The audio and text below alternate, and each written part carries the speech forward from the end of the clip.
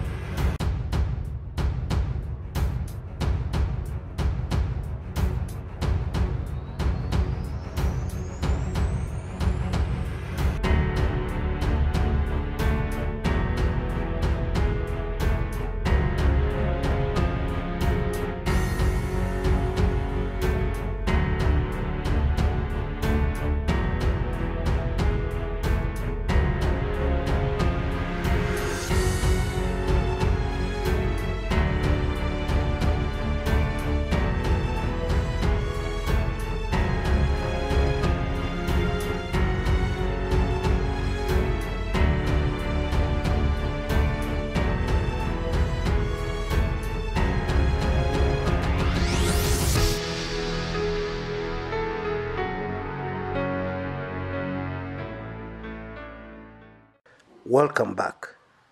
Now, if you want to get this DP William Ruto thing mixed up, if you want to get totally confused, if you want to completely fail to understand what is going on, you need to do something very simple. And that is to imagine that all this campaign for 2022 is about campaigning for the presidency in 2022. If that is what you insist on thinking about this, then you'll always forever be confused. You will never ever understand what is really going on here. You'll never understand what this very aggressive campaign for an election that is not even in the horizon, 2022 is so far off. And as we all know, it is said that in politics, a week can be a very long time. A month can be a lifetime in politics. Yeah.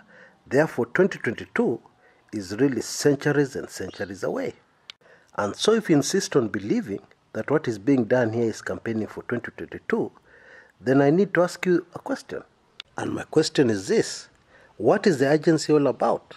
Because there's a lot of urgency within the DP William Ruto camp. They're in a very big hurry to very quickly promote as far and as wide as possible DP Ruto's 2022 bid. So why the urgency and 2022 is so far away? Why? Well, the answer is this: that urgency within DP William Ruto foot soldiers and within his supporters is further proof, very compelling proof, that really this is not about 2022. It's not. So what is it really about? I'll tell you. It's about the politics of survival. You see, the reality is that DP William Ruto enemies are circling, and they're circling with the intention of coming in for the kill, to completely finish William Ruto politically. Now, one of the chief tools or weapons being used to finish off Ruto politically is the current fight against corruption. We have already heard Ruto people saying that the current fight against corruption is political. It has nothing to do with ending corruption in Kenya, and it has everything to do with politics and finishing their candidate, William Ruto. Even when Bwana Ruto himself is talking about corruption, he looks uncomfortable. His body language clearly shows nervousness when he's talking about corruption. And of course, there's a very good reason for this kind of reaction, because Bwana Ruto has been labeled by the powers that be as a corruption person number one. Now, virtually all politicians are corrupt.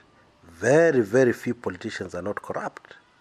But a very deliberate effort has been made to paint Bwana Ruto as being the real big fish when it comes to corruption.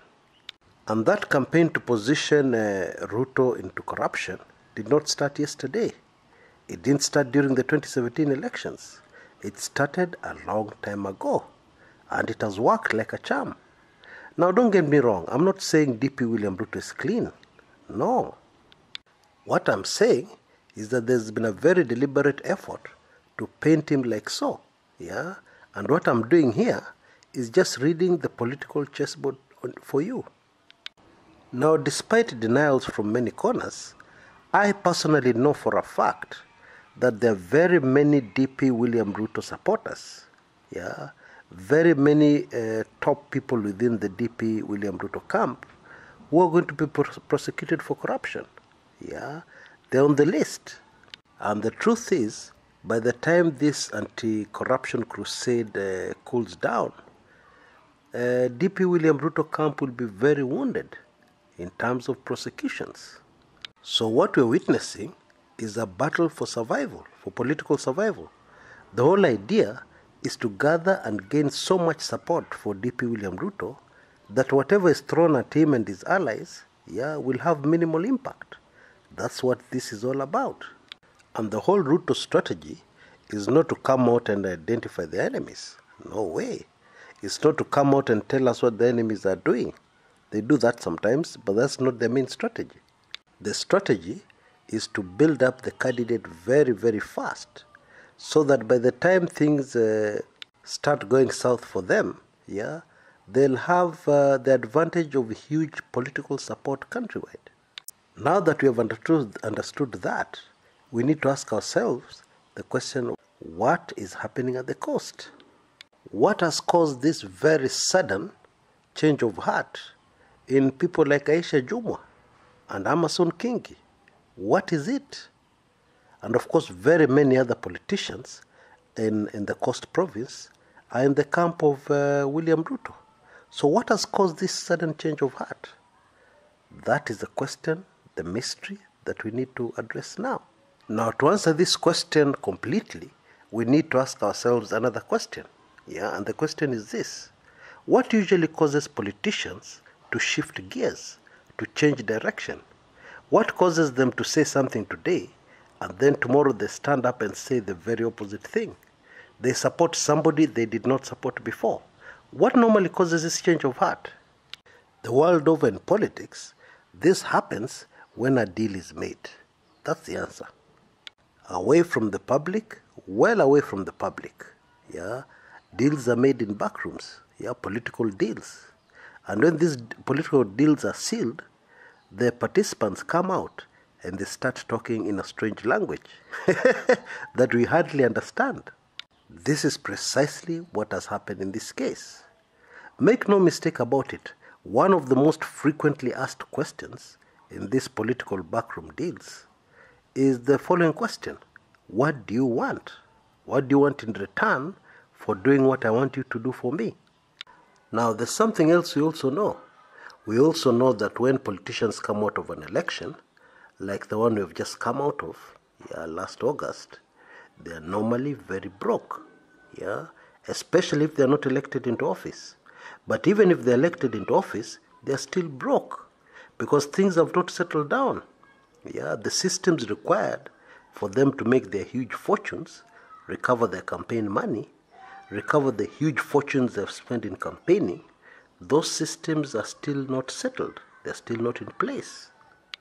And to make matters worse, because of the current purge, the current fight against corruption, everybody is scared. Therefore, corrupt deals are very difficult to make at this time.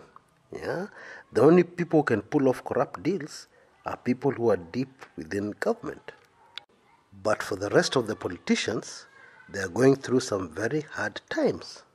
The kind of hard times where financial incentives would be extremely attractive, very attractive. Now, if you're a student of human nature like I am, you'll find this a very fascinating subject, and you'll understand totally what is going on here.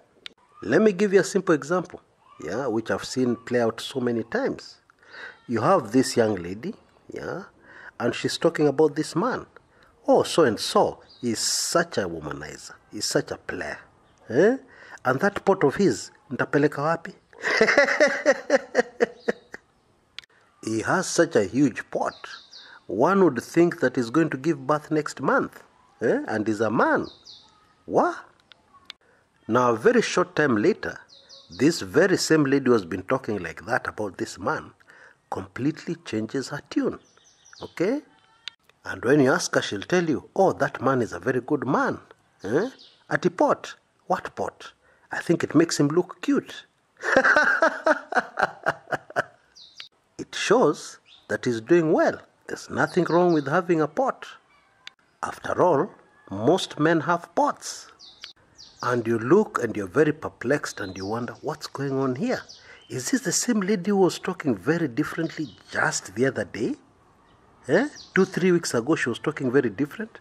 What has caused her to change like this so suddenly? What has caused this change of heart? Now, in very many cases I'm familiar with, you'll find that she's now living in a new apartment, brand new, furnished, She may even have a new vehicle, even if it's a Toyota Vitz, for what people call a shopping basket. And guess who has financed all this? You get my drift. Money can do magic. Financial incentives are very attractive, and they're serious incentives that can turn around a situation mpaka you don't believe. Simply put, I suspect what happened at the coast is that there was a backroom meeting somewhere and people asked, what do you want? And a list was made and what they wanted was given. And since what they wanted was given, now you're getting very totally different people.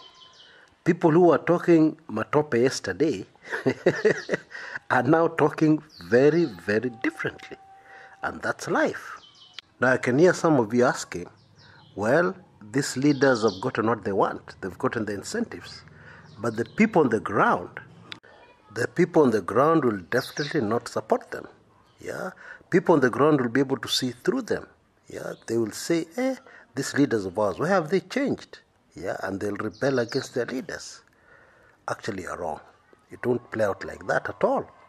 Now, let me give you a hypothetical situation so that you understand how Kenyan politics works. All these politicians have their people on the ground.